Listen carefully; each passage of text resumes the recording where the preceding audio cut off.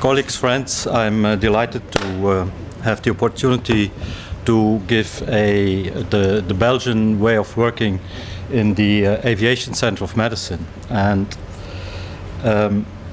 if you see this title and overview, you might be wondering what I'm going to talk about. And honestly, at the time when they called for papers, I was wondering the same thing. I didn't know. So, but I just had to deliver a subject, and that's why I chose for an overview. And then afterwards, the thinking started. And so, as you can see, exactly 3 years ago, I was here with you as a fresh new commander of the Center for Aviation Medicine. And I thought that this would be a perfect opportunity to walk through these 3 years and to have a look at some issues that we resolved, or at least try to resolve.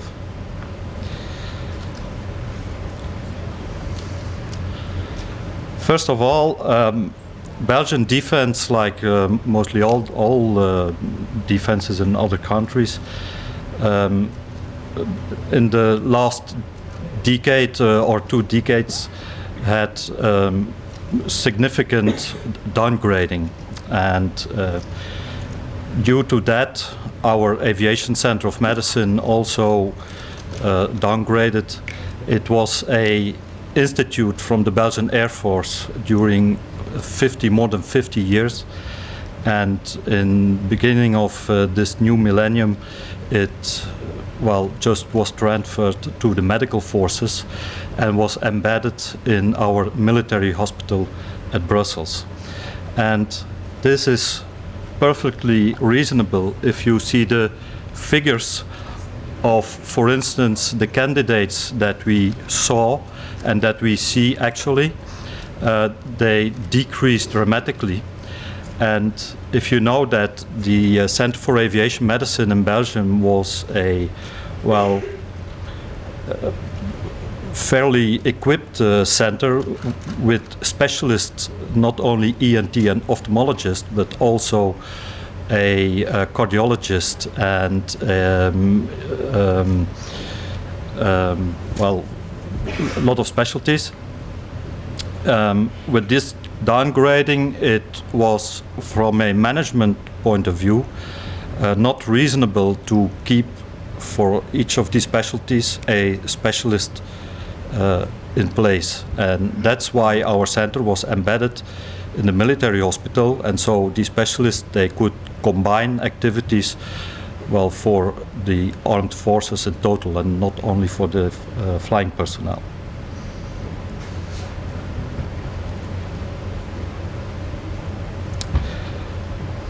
From all the candidates we see in the center, approximately 1 out of 3 will be declared unfit. Once you're in as a pilot or as a flight crew, chances are little that you be grounded on a definite basis. So it's not 0%, but it's very little. The last 10-15 years we had 2 pilots exactly grounded for medical reasons, despite of what they think about us. Sometimes you hear that the natural enemy of a pilot are the flight surgeons.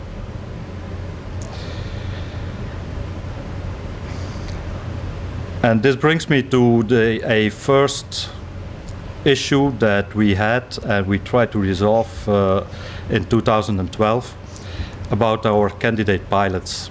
And if you know that this is the training of the pilots in Belgium, so they get from student pilot, all pilots get jet pilots, and if they are jet pilots, they get their wings on jet.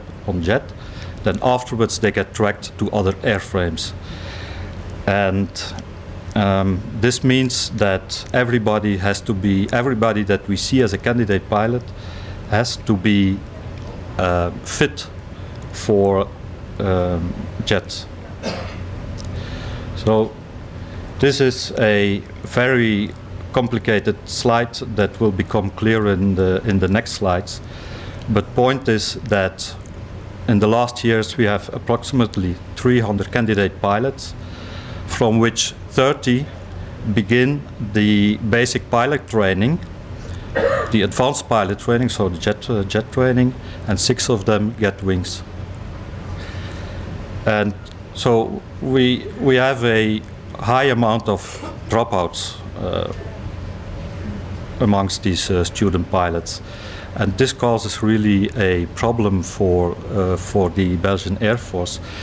And so they are looking in this selection process to where can we maybe somewhere in the selection process we are declaring some candidate pilots unfit for reasons that have nothing to do with flying, and they might be good pilots, but they are, for instance, unfit because of a test in French or Netherlands. And so they asked us, and this is not only medical, as you will see, each one of us to look if there was a possibility to recuperate some pilots or candidate pilots, and look at our criteria, how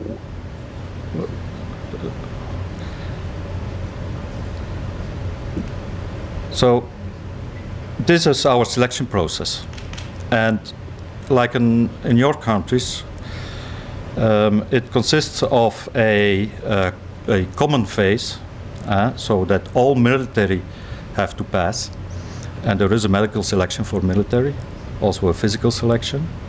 Then afterwards, if you're a candidate pilot, you have to be fit as an officer, so you get some tests for officer, and then after that only, then you can get tracked to a candidate pilot, and you pass the medical selection for the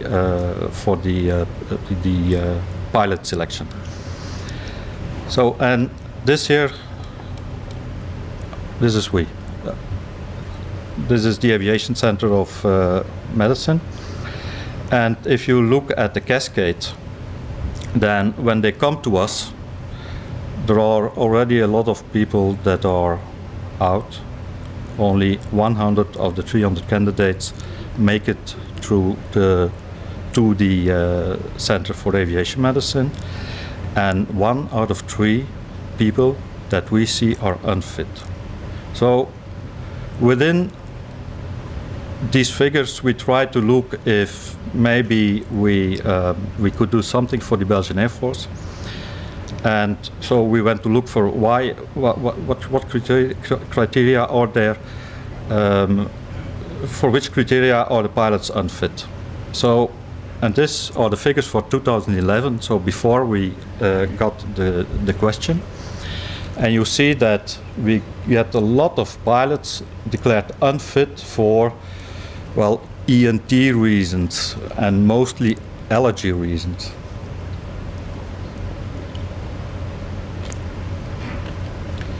So if you want to have some candidate pilots from there, well, it's reasonable to look at these allergies. So, okay, what do we do for ENT? We do a lot of examinations, and amongst them is a blood test for allergy. And what happened is that we had a lot of people with a negative history, so who declared never been allergic to anything, never to have taken medication for allergy, but where we found a positive blood test for one of these items. And we declared them unfit before 2012. And so I went to the ENT specialist and I talked to them and I asked them, how exactly do you make your decision? Because sometimes you let one true, sometimes you don't. And they told me we look at the degree of allergy, and well, as you know, that the blood test has different classes, going from low level allergy to extremely high levels of allergy. And it depends a little bit on what we see clinically and what we see, well, the total EGEs, and then we come to a decision. But I just wanted to know what exactly makes your decision go or no go. And well, it was very difficult for them to describe me at that moment when they considered a blood test positive or not. And then I had some questions, as you saw, about the latex. And they told me, yes, maybe there is latex in the oxygen masks, and that's why when we see a positive latex allergy, they're unfit. Okay. Another thing they told me is that when the history is negative, so, well, when a candidate pilot tells us that he is allergic, he is unfit. When he tells us that he takes medication, he is unfit. But when he tells us he doesn't, well, that's not totally reliable. Because we know that amongst the prevalence of allergic rhinitis in the population is about 20%, and amongst candidate pilots it was 5%. So, and the regulation says that we have to check for allergens, and that if you have a pronounced allergy for at least one allergen, it's disqualifying. Another point, at renewal, it's not an issue anymore. So once you're a pilot in Belgian defense and you're allergic, nobody cares. So we made a new protocol for this specific group of people with positive blood tests, and we defined what a positive blood test is, and we are willing to accept a class 3, and for more than one allergy, class 2. Okay. You do need a negative history. You have to declare that you don't need medication or didn't need any medication, and the ENT examination has to be negative. So, well, in that case, what do? We perform a CT, and eventually, if necessary, that's the ENT specialist who decides. We do an endoscopy or a rhinomanometry. Okay. Then for the latex, there one phone call from my NCO to the manufacturer told us that there was no latex in the masks, so we dropped it. So with this new protocol, these were the figures from 2011, and with the new protocol we had this result. So as it seems that well, we have less allergies, but we have more sinus problems. So, and this is exactly my point. What are you doing when you're assessing these people, and when you're performing examinations? And the more you look, the more you will find. If you look for sinus problems, you'll find sinus problems, and if you look for allergy problems, you find allergy problems. And in this case, it seems that these people with allergy, with positive blood tests, not with an allergy, but with a positive blood test, well, it seems that some of them had sinus problems. I know maybe this conclusion is not okay because it's not a clinical study, but it looks this way, and well, we don't know exactly what to do with this, and if we should continue it or not. Is it important? That's another consideration. because once you're in as a pilot, it doesn't matter anymore. So, do we continue to do testing for allergy? Well, yes, I think so, because I prefer telling a mother that her son is not allowed to become a pilot than telling a mother that her son has had an incident in his airplane because to some kind of problem at the wrong moment, and that that he maybe didn't survive. But maybe we are assessing people as unfit that are not. But we try to continue and to refine our process to get to better results.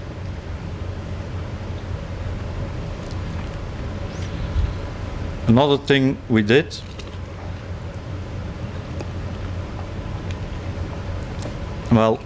in our selection process, we have a lot of psychological tests, like this test but air it's like standard testing for candidate pilots within a sort of cockpit, and a lot of psychological things are tested, like spatial orientation and information processing and coordination. And in the interviews, leadership, motivation, flexibility is tested. And if we look into regulation, there is stated that, this is very familiar to everybody. It's the same thing for civil or military aviation. Psychiatrical disorders and psychological disorders are disqualifying. And, we didn't do it. We didn't look for it. And this has to do with this reorganization and going to being a department of the military hospital. And so what happened was that this MMPI that we had before was dropped because of practical problems. This lady had, an MMPI is a questionnaire of several hundreds of questions, and this lady had to process them manually, so maybe there were mistakes done, we don't know. And because of the number of pilots we are seeing, this was considered as not feasible anymore, so it was just skipped. So I talked to the psychiatrist, and he told me if we could do this manual processing on an automatic basis, so to put it into a computer instead of writing it on a paper, then he could do something. So we bought a lot of computers for him, and at this moment, starting from this year, all our candidate pilots are screened by these 6 questionnaires.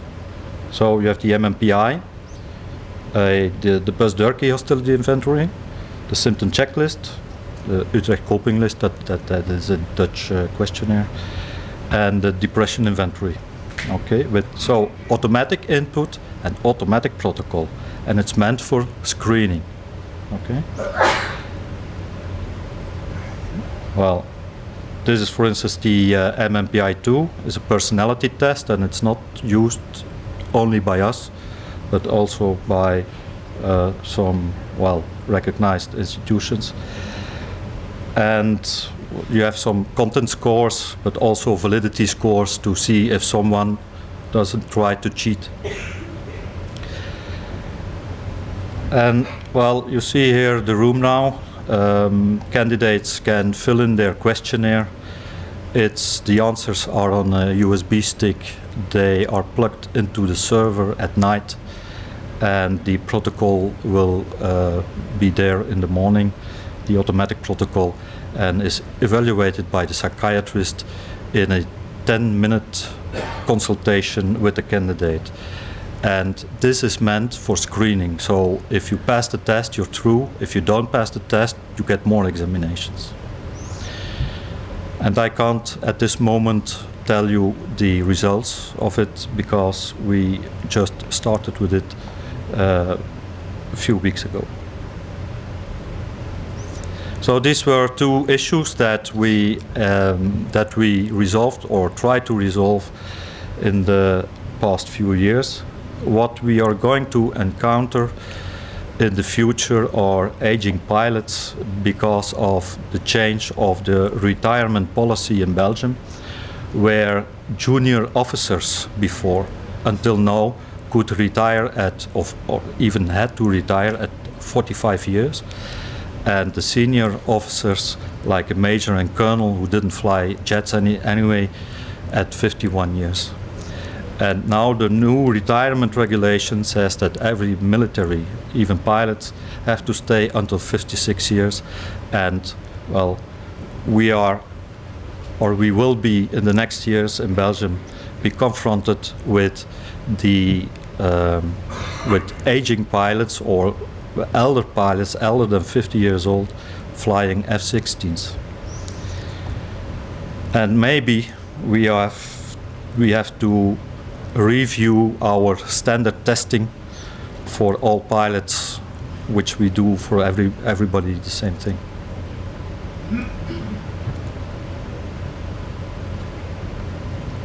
Okay, this concludes my presentation to you. If there are any questions, or maybe afterwards.